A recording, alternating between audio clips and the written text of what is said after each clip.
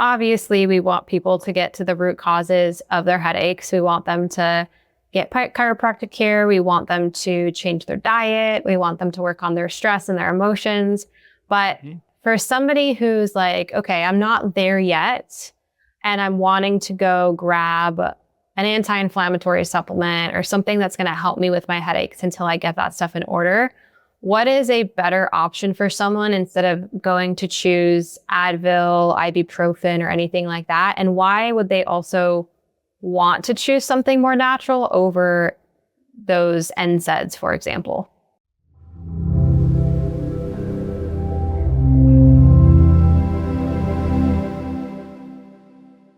Hello, thank you for tuning into the Natural Health Rising podcast.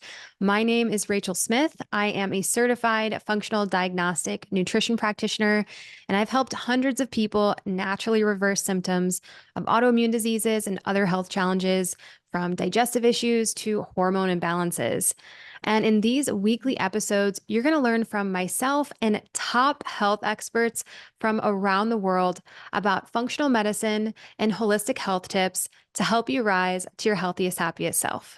On today's episode, I have Dr. Scott Vrzal with me, who is driven by constant debilitating headaches in his youth and was cured by a chiropractor.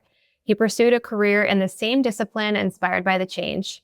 Initially misdiagnosed and advised to consult a psychiatrist due to the pain, he embarked on a mission to understand headaches' root causes. With over 30 years of experience, Dr. V refines pain patterns, advocates drug-free and holistic solutions, and shares his methods to a healthier lifestyle. His thriving practice reflects a personal commitment to health, performance, and relieving patients' pain. Welcome to the show, Dr. V. Thanks for having me, Rachel. It's a pleasure and honor. We share similar paths with our health journeys, huh? Mm-hmm. Absolutely. I would love to hear a little bit more about that journey, actually, and hear more about your health struggles and how they propelled you into the world of chiropractic care. Right. Well, it started at 14. I was having hypoglycemic episodes and getting into trouble in school, like most young teenagers would, and eating donuts before and after school, and that was the way. Everybody hung out at Winchell's, right?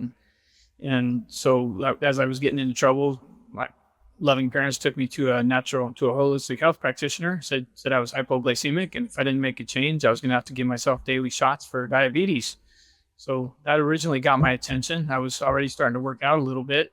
So I swore off sugar at 14 years old, quit eating sugar, and never turned back, and started working out and kind of got into the natural bodybuilding arena. Eventually I started getting pounding whole head headaches that were debilitating and started taking me out of the gym. So I tried to push through, and eventually I tried all the aspirin, Advil, anti-inflammatories, NSAIDs, to no avail. And so we went and had a CAT scan with Di, and they said, well, you don't have an aneurysm, so go see a psychiatrist. 19 years old, otherwise healthy guy. But now that they're crazy, I'm going to figure this out. And so ultimately, a chiropractic intern at the gym said, hey, let's check it out, see what we can do. And driving home after my first adjustment with him, it just felt like the whole world came out from my, all the stress came out of my shoulders, and my head felt so much better. And the more I looked into it, the more it just totally made sense with my structural aspirations with bodybuilding and working out, and the dietary aspects that go along with chiropractic. It made total sense as a career for me. But man, I can help other people feel this good, and I can learn and understand the body that much better and take better care of myself even, then it just made total sense, and dove in, started getting serious about school finally at that point, and made a career out of it. Mm-hmm. Amazing. So for you specifically, it was the adjustments that wound up getting rid of your headaches, or was there a deeper anything else like nutrition related or other things going on that were the triggers for you? Right. Thank you. Yeah. At that time, it was an adjustment. As I now understand headache patterns, it was a C2 from a chiropractic perspective, the second vertebra in the neck that I got adjusted at, among other areas. But C2 is related to colon, and my head pain pattern at that time was a whole head headache. And so now I understand that to be a colon concern. So, I mean, ultimately, I guess that means I was constipated at the time and, colon wasn't working properly. So now in my current life, I'd be, looking at corn, I'd be looking at wheat, dairy, the typical things that would potentially muck up the colon as potential triggers to understand and get rid of the true cause. At that time, chiropractic turned it around for me, and I had to get adjusted on a fairly regular basis because the chiropractor at the time, didn't have the wherewithal or wasn't into the nutritional aspect as much to guide direct me there. Okay, so you just mentioned briefly something about a pattern. So there are these 7 specific patterns for headaches. Could you give an overview of those patterns and what that suggests about somebody's health? For sure. And so I have a book that's in its final stages of editing right now. It's called The Headache Advantage. The reason I call it Headache Advantage is because the advantage of head pattern pain, or where the location is, tells really what the priority is for a person. So those 7 patterns are: right side of headache is a gallbladder concern. Left side of headache is a stomach concern. Frontal headaches is a poor stress tolerance, adversely affecting, think ulcer, kind of adversely affecting the stomach. Bitemple or both temples means that there's a hormonal issue. What I call a cyclops, which is kind of right in the center, that's a pituitary concern. Back of the head headaches, what are typically called tension headaches, that's a thyroid imbalance. And then the one I just was mentioning was the whole head pattern, and that's a colon concern. So each of those patterns, as I'm going through my consultation, if it's a first visit for a patient, one of my key questions is, where does your head hurt? They can have 15 different symptoms, but the location of the headache really tells me where we need to start. If they have symptoms associated with, hormones and digestion, weight gain, depression, emotional things, and they say that the, pain is in the back of their head, I'm going straight to thyroid as the most likely the trigger for all their other side, symptoms. So it gives us a nice tool and helps the person, the health consumer, really know what they need to change or where to focus their energy to get the best resolve for their head, for their pain. Yeah, this is so interesting to me because I've never actually heard it explained this way before. Is this something that you came up with based upon your years of experience, or is this like how did you come to this conclusion that these organs are correlating with these points? Right. That's why the information needs to get out there. Done all the due diligence trying to find other patterns. Part of what I'm hoping comes out of this is that the research type people can take this information and prove it out further through research. Yes, I used an approach called applied kinesiology. So with that, there's muscle organ correlations. So anywhere a person hurts, then like the muscle up in the upper shoulder is related to stomach function. So I could use that to then determine if there's a nutritional need, a structural problem, an emotional problem, or a need for a supplement. And so using those areas and understanding that most of the headache patterns come from acupuncture meridians. So the acupuncture meridians help us identify where the muscle organ correlations are. And so using those meridians, using the muscle testing, was how I was able to really identify this. And again, I got into healthcare because of my dismay with what I'd received for headache care. And so I immediately went into identifying those patterns with these kind of acupuncture diagnostic approaches. And it has panned out. I mean, not to toot my own horn, but to give people confidence in the material, a headache never leaves my office. So that usually kind of is like, okay, there's something to this, right? So I've been doing over 30 years now. And maybe, one hand, a few patients didn't have complete resolution before they left the office out of thousands. So. Wow, that's amazing. So out of all of these patterns, like the gallbladder, the pituitary, the thyroid, et cetera, is there a pattern that sticks out to you that's more common than others, or is it just kind of a mixed bag normally? So I kind of list them in descending order in the book. Realistically, the right-sided headache is probably the most common. And then the left The gallbladder. gallbladder, believe it or not. Oh, Yeah. wow. Okay. Yeah. So gallbladder causes a right-sided headache. That is the most common. A close second would be a left-sided headache, which is a stomach problem. So, I mean, ultimately, most of the headaches are going to be digestion, other than, well, 3 of them are hormone related. I would love to dive more into the gallbladder because we've actually done quite a few episodes on the thyroid, on hormones. People can go through my podcast and you can find a lot on that. So let's talk about the gallbladder. What is going on for most people and how can we work on that organ? Right. So a lot of it is unfortunately is the pesticides, the glyphosate that we're exposed to.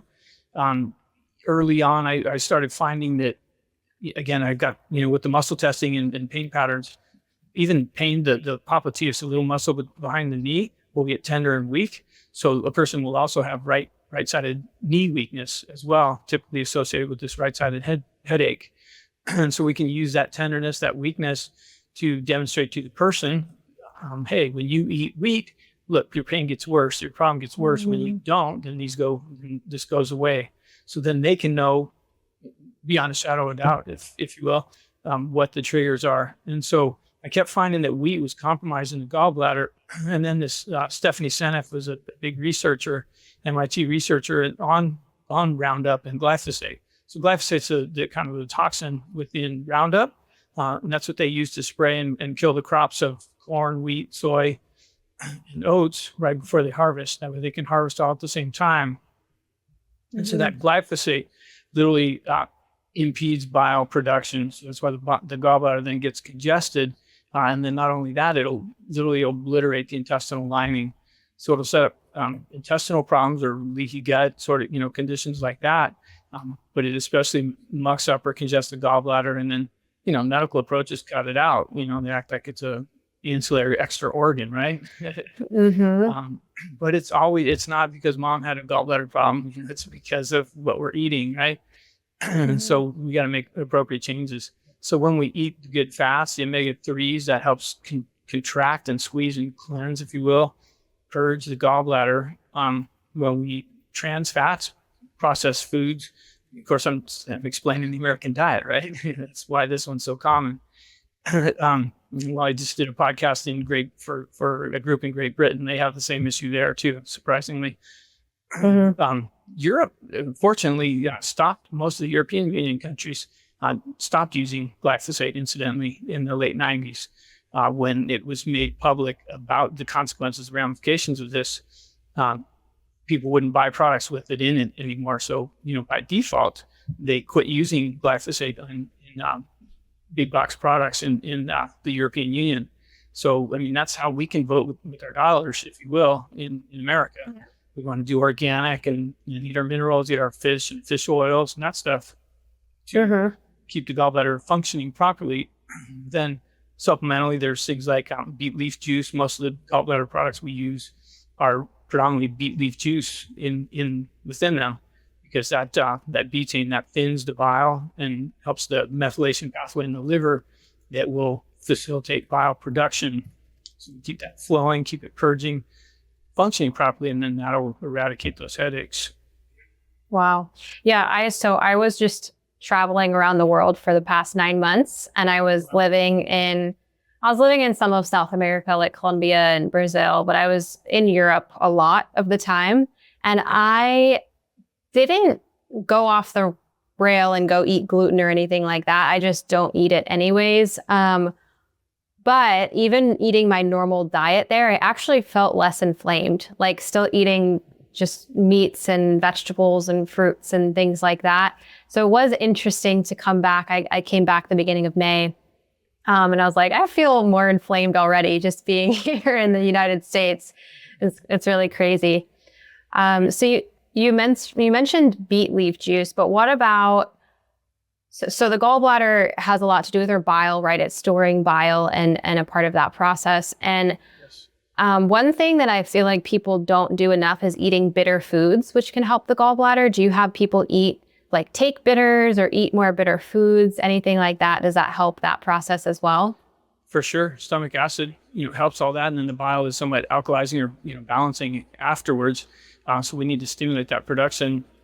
I would typically talk more about those when it's a left-sided or a stomach headache. When we're looking at, ginger, wormwood, herbs like that, bitter herbs to stimulate the production of stomach acid. So yes, that is a potential if they had right and left headaches. It could be that we need to start north or start with the stomach first. Then yes, bitters would be the hot ticket. But yeah, I'm a big fan of ginger and most of the bitters for sure. Mm-hmm. Can people just go buy beet leaf juice? Is that something that they can easily access? Most of the gallbladder products are going to have some form of that in there. I mean, I use 4 or 5 different supplement companies that all have versions of it. I know it's readily available in physician only type products. I mean, some of the other products that off the shelf type things that patients have brought in had it in it as well. So it's fairly well known, I think, within that arena. I guess we might as well talk about if somebody had incidentally had their gallbladder removed, then typically, so the liver takes toxins out of the blood and then puts it into the gallbladder to eject and get rid of those toxins. And so when the gallbladder is congested, then it gets more and more congested, especially if they keep eating their trans fats and so on. So then often, the medical approach is your gallbladder is congested, you have stones, get it removed. Incidentally, that same beet leaf juice, you can take load up on that. That will actually thin gallstones and potentially reverse some of that. So if one of your listeners or if some of your listeners are struggling with gallstones, the beet leaf juice will actually thin the bile and help dissolve potentially some of those stones. But if the gallbladder has been removed, then my typical approach is just take bile salts pretty much nightly. The gallbladder organs all have kind of 2-hour windows when they do a lot of their work, if you will. That also helps me identify where a problem might be. So the gallbladder kind of initiates the detox process between 11 and 1 as a person's settling down for bed or goes to bed. The gallbladder goes to work. So typically I would have a person take 1 or 2 like bile salt type supplements at bedtime if they do not have a gallbladder. I can joke is take it until your gallbladder grows back. I like that. Yeah, I've been very, very surprised at the amount of people I've worked with who have had their gallbladders removed, but then were never ever told, hey, you should take something to support your fat digestion or other things to support your bile in your body because you don't have the organ that helps anymore. And so these people, at least what I've seen, is they wind up getting pretty sick and having digestive problems and all this other stuff going on because they don't have that support anymore. And their conventional doctors just didn't say anything about it. Yeah, it's really unfortunate. Which disrespects to the body, huh? Yeah. One more question on this, just out of curiosity. Do you ever have people do those big gallbladder flushes where you're taking like bile salts or what is it called? Epsom salts and the olive oil and all of that? I do see some value to that. Yeah, kind of the reality is if they do a big old cleanse and then go to McDonald's on their way home, what progress did they make, right? Yeah. So I'm more about lifestyle management and, take the beet leaf product, at bedtime, for whatever, a couple months to kind of thin things out, make appropriate dietary changes so you don't have to do the cleanse every 6 months or, that sort of thing. But yes, I have seen some value and I've done it myself a few times as well. It's kind of exciting. It's kind of fun, to see all that come out, right? And to celebrate the purge. Yeah. But yeah, I mean, I'd rather see the person make the appropriate changes so that it's not getting mucked up every 6 months and having to start over. I'd love to talk a little bit about the mind-body connection to headaches. I find this really fascinating. So how are our emotional states and our mind directly influencing some of these headache patterns? Such a great subject. Let's start with how do we not be so permeable to storing those emotions, which means minerals. I'm sure you've talked plenty about minerals and that sort of stuff with other guests. The reality is minerals help us deflect, if you will, or help us, I call it, be more rock-like than sponge-like. So minerals come from rocks and that sort of stuff. They help us to get through emotional drama and trauma more effectively when we're eating the sad standard American diet, then we're going to be a lot more prone to store those emotions, and especially if we've got a chronic issue. So in other words, if the gallbladder has been a chronic problem, that's part of what makes it so hard to get a person well, because then they've had 5 years of emotional turmoil that all gets stuffed in the gallbladder.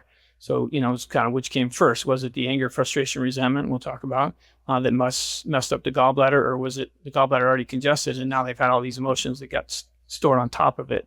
So there's ways of kind of purging those emotions, but the preventative medicine is eating your vegetables, keeping your system alkaline, and then exercise helps us kind of collect our thoughts and stay on task and kind of, water off a duck's feathers, when we can organize our thoughts and deal with the stress of life. So that all helps. Then the frontal headaches is the whole stress subject itself. So every gland and organ has specific emotions associated with it. A lot of it comes out of acupuncture. Most of what I use is from Dr. Scott Walker and the Neuro emotional technique. We use other aspects from other types of emotional treatments as well, tapping and Psyche and some of these other options as well. But ultimately, like we've been talking about the gallbladder's emotions are anger, frustration, resentment, galled, wouldn't you know? Stubborn. Think of like alcoholic type emotions because it's liver, gallbladder. So think of, how an alcoholic behaves and, they're angry and resentful and that sort of stuff. So those are the types of emotions that tend to get stored in that specific emotion, in that specific organ. So then we can tie that all together and help a person clear some of those emotional triggers to then ultimately get even better. Mm-hmm. Yeah, explain some of the other organs and their emotions. I think that would be interesting for people to hear. So you have the liver and gallbladder, so anger, frustration, resentment. And then what would be some other common ones? So lung and large intestine are parallel organs in acupuncture. And timing wise, the lung does a lot of its oxygenation, its detoxification, if you will, between 3 and 5 in the morning. And then the large intestine is 5 to 7 in the morning. So, when there's emotions specific for the lungs and large intestine are grief, sadness, yearning, loss type stuff. Grief, sadness, yearning, compelled uneasiness, cloudy thinking. But it's mostly kind of in that whole grief sort of realm. So, lose a loved one and then had a cough ever since, right? Or had trouble sleeping. The last half of the night is just restless. Those emotions have been stuffed away or stored in the lungs or in the large intestine. And so then they compromise health and manifest as disrupted sleep, as grief. And so clearing that out can smooth out or help a person get through the grieving process. Yeah. What are some minerals that people need the most that you see? Zinc is always a starting point. I mean, COVID helped make that a little bit more relevant. The whole world started to realize that zinc was antiviral. Zinc helps the stomach it's necessary to make stomach acid. It's necessary to make or break down half the hormones, a lot of the brain neurotransmitters, drives the immune system, is very antiviral, gets used up during, when there's a viral infection, especially if it's what I call a DNA type of a cold flu type typical virus. We talked about hormones. It helps break down cortisol. So it's prolific in most of the pathways. and then combine that with the fact that stress compromises zinc levels, sugar leaches zinc levels. Our soils are very deficient in minerals in general, but especially zinc. So, we do a zinc test with virtually every new patient, and 99 out of 100 are deficient in zinc. So symptomatically, it'll show up as the little white clouds in the fingernails that you'll see. It takes two months for the fingernail to grow out from cuticle to tip. And so you can kind of tell, like if you were sick a week ago or a month ago, you can see in the fingernail where those white clouds were and realize, oops, I was eating sugar, or I was sick at that point. And so those white clouds are an overt sign that a person needs zinc. And again, zinc is a great mineral to help prevent the storage, the backup of emotional challenges as well. Mm-hmm. Yeah, I really loved how you explained that minerals make us more rock-like, and not sponge-like and get us through emotional drama and trauma. That's like, I love that line. I've actually never heard someone explain it like that. Great. That was a Dr. V line. Now you mentioned tapping, which is something that I absolutely love. I use that with my clients as well. So that's something, the emotional freedom technique, people can go look up, and there's probably endless videos on YouTube and other places you can find that. You mentioned another word that you kind of glossed over. Are there, I think it's the start of the P, like a psych Psych is another similar approach that uses more like big life categories or big life paradigms, if you will, in identifying emotional triggers. It's another technique that some of my colleagues use, and I've experimented. Most of what I use is the Neuro emotional technique, just because that's, as a clinician. I've done a couple of videos on my Instagram page on how to kind of like tapping, but self-clear emotions as well. Mm-hmm. But that's where I originally learned all the muscle organ or the organ emotion correlations as well. Mm-hmm. Some of them are on that chart behind me there. But Okay. So for listeners, this is something that they can go find and try out with your content. So for health pursuer listeners, you can be looking at tapping and that sort of stuff that is set up, designed for a person to be able to do on their own. Practitioners that might be listening to this, that's where the neuro-emotional technique comes in, and that's designed to identify the weakness in the organ, determine that it is emotional, and then you get to exactly what event, what category in life, and when it happened as well. And within neuro-emotional technique, on the netmindbody.com, their website, they call it FAST. FAST is kind of the self-treating technique that would go up. It looks similar to tapping, but it's more using the pulse points to clear those emotions. Okay, fascinating. What is the mapping muscles to glands that you do? Right. So a lot of it, so it started with Dr. Goodhart in the mid 60s. He had we'll call him the UPS guy that would make the deliveries to his office, and he treated him for some back pain. And so Dr. Goodhart was kind of a playful, charismatic guy, and the delivery guy would come in and deliver his order of supplements, and he'd say, how's your back doing? Yeah. So the delivery guy would say, my back's great, but I still have wing scapula, and he'd push on the wall, look at how my shoulder wings out. And so it kind of was this banter that would go on in the office. And then Dr. Goodhart got exposed to a Kapangia book that goes into how to test into each individual muscle. And so he's like, I'm going to put that guy to rest, And so he looked at the book, figured out that it was the serratus anterior muscle that was weak, causing the shoulder blade to basically not stay attached or, connected, if you will, to the rib cage. And so he looked that up, and the story goes that he kind of worked on the serratus anterior muscle, which is serrated. It's kind of that serrated appearance along the side of the rib cage. And again, it holds the shoulder blade. He goaded on that and got that muscle firing better, and that strengthened it. And then that kind of got hit. Dr. Goodhart, the late great Dr. Goodhart, looking at other correlations with that, he realized that the lung meridian goes right through the belly of that muscle. And so then he started looking at, if it's lung related, there's, vitamin C and vitamin A are all related to lungs. Oh, wouldn't you know, vitamin C and vitamin A actually help strengthen that muscle. And so from there, then he talked about emotions a little bit. And then there was others like Dr. Walker that really nailed the emotional part in with it. But most of the muscle organ correlations have to do with the meridian going right through the belly of that muscle. Okay.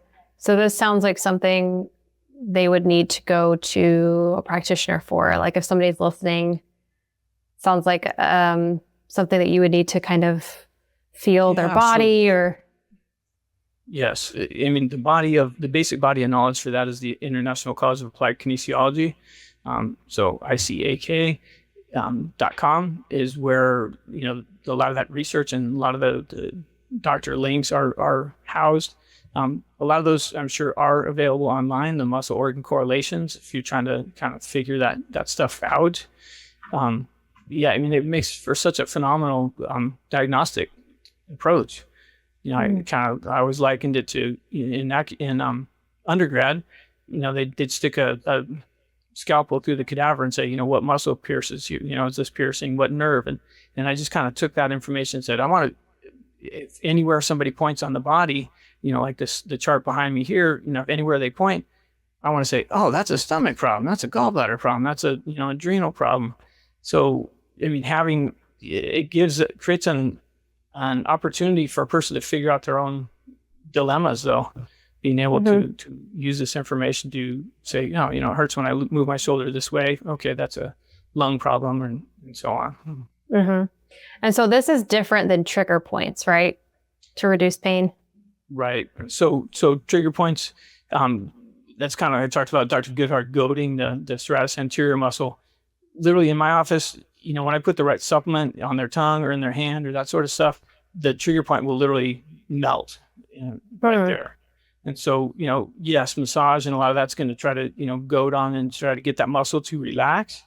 Ultimately, that muscle is typically in spasm because there's an emotional challenge there. There's a nutritional need, or there's a food that's compromising it, or, potentially structural. They need to, vertebral adjustment or something there.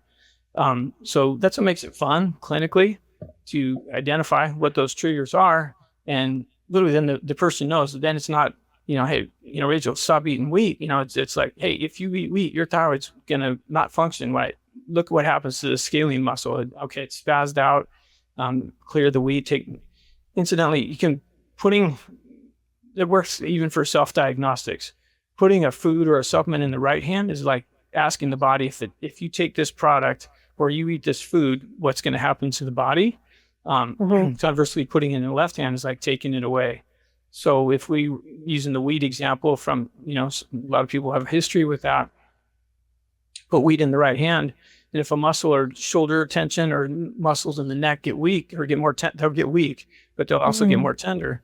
That tells us, wheat is the problem. When you put that wheat in the left hand, piece of bread, for example, put it in the left hand, that's like asking the body if I no longer ate wheat or never ate wheat again, then how much better is this? And so then in the thyroid example, the scalene muscles on the side of the neck are going to get relaxed and tell me immediately, this is the trigger for my chronic aches and pains. Interesting. So it's not going to always be that muscle though, right? Or is that always the testing muscle? Each muscle has its own organ association, right? Okay. So I was using the wheat because it's wheat. The protein structure of wheat is identical to the thyroid. And so that's what sets up a lot of the autoimmune triggers. So I was just using that as a relatively easy example. If the food was affecting the stomach, then the pectoravicular muscle on the left side is going to get weak and tender as well. So then we could use that. Hey, this food is affecting your stomach. This supplement helps your stomach, makes it go away. Wow, that's fascinating. One thing that I thought of when I hear the word trigger point is like for headaches specifically, if you grab the middle part of your thumb and your finger and you squeeze it, is this effective? Like, is this something that you use with people at home that they can just do when they have a headache? Yes, if it is a whole head headache. So the caveat there is that is large intestine 4 acupuncture point. If that's tender, there's problems in the colon, large intestine. I'm using synonymously. So the colon headache feels like a headband or a tight hat around the head. If